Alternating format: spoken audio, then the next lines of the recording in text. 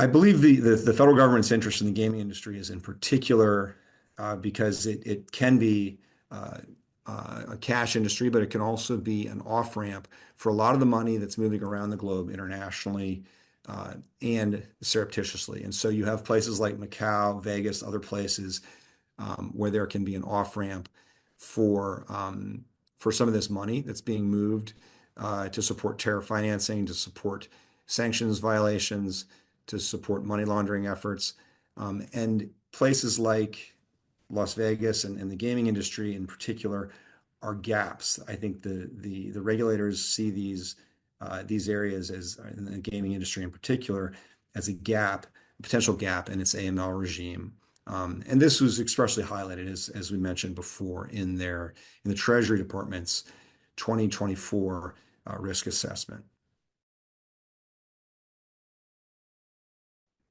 Well, with regard to the gaming industry specifically, I think it's a threefold approach to address the gap.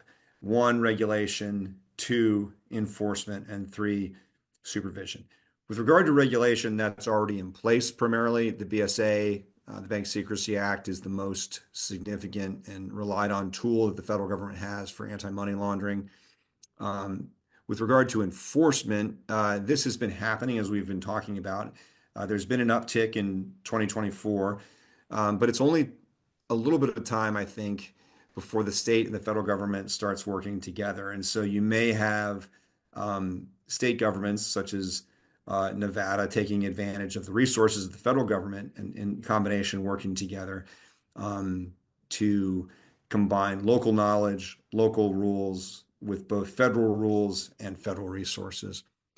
Finally, you have supervision, and there is some regulatory supervision. FinCEN does its checks fairly regularly, but I think primarily the federal government will be relying on internal supervision of AML programs. And so what that means is that operators, as required by the BSA, will be reaching out to get independent analysis and review of their AML programs.